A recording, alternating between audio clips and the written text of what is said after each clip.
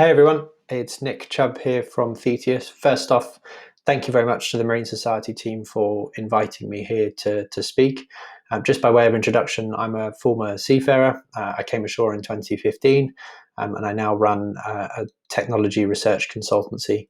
We spend our days pulling in data on emerging technology trends across the industry and then produce research for our clients to help them understand where the future is going. We've obviously been asked to come and talk about online learning, online training, and the challenges that come with that.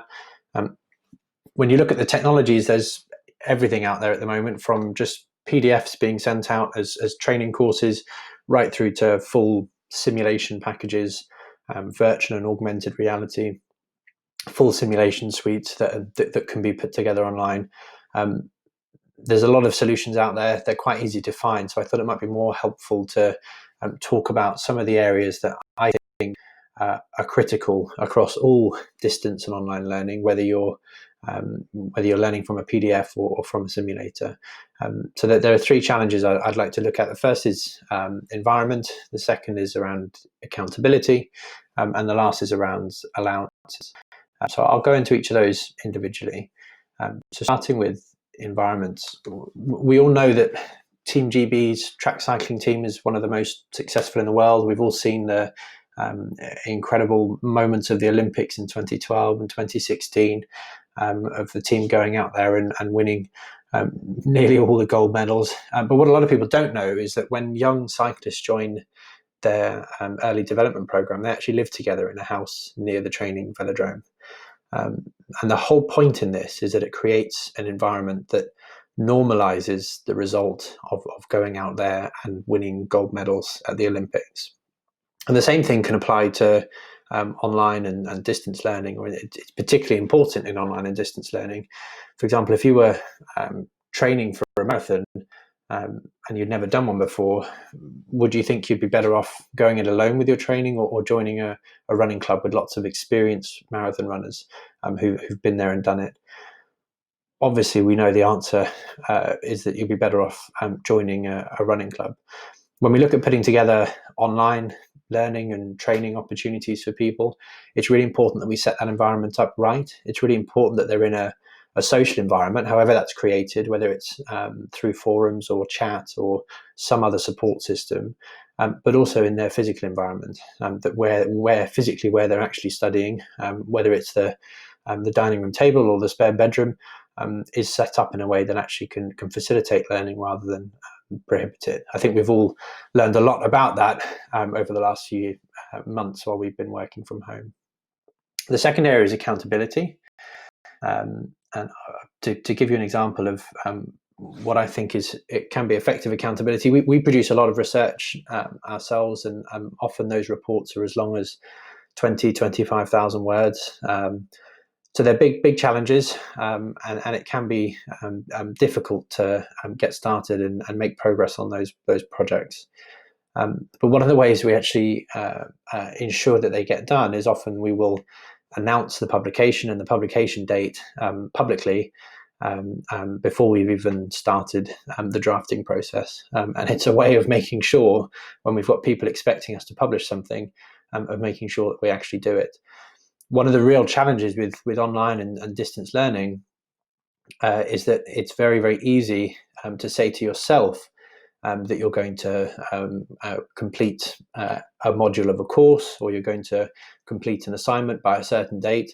But if you've not got someone that you're accountable to, it's so easy to go back on your own word to yourself. So both at an individual level, it's really important to find those people who you can be accountable to, whether it's it could be your partner, it could be a colleague, it could be someone else who's on the course with you.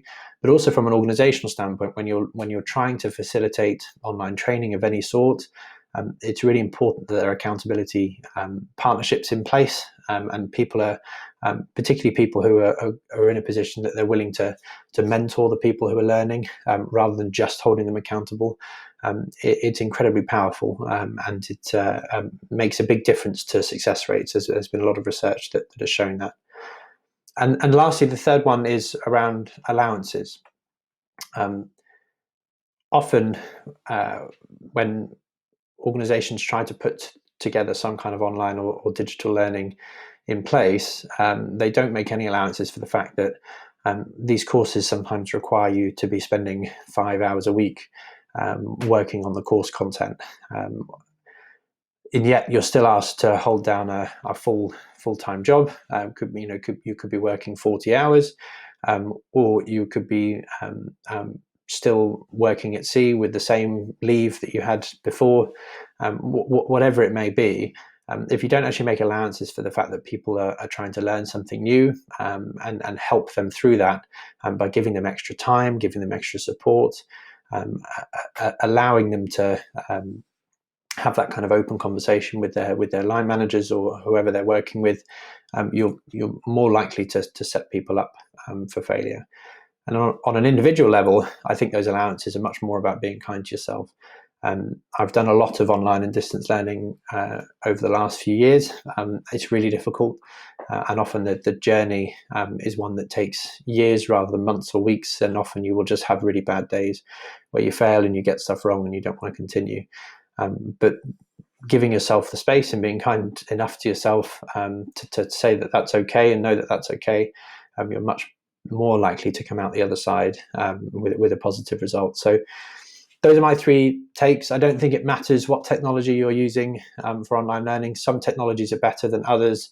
There's thousands of solutions out there. Definitely shop around, but when you're setting either yourself or your teams or your organization up for online and distance learning, just make sure that you're building the right environment for everyone, both on an individual level, but also at a team level, that you're setting up some sort of accountability for people, and you give them allowances of time and kindness to give them space to actually get the work done. Very happy to answer any questions or deep dive into any of the specific technologies in the Q&A. But I think if you get those three things right, you'll be in a much better position. Thanks very much.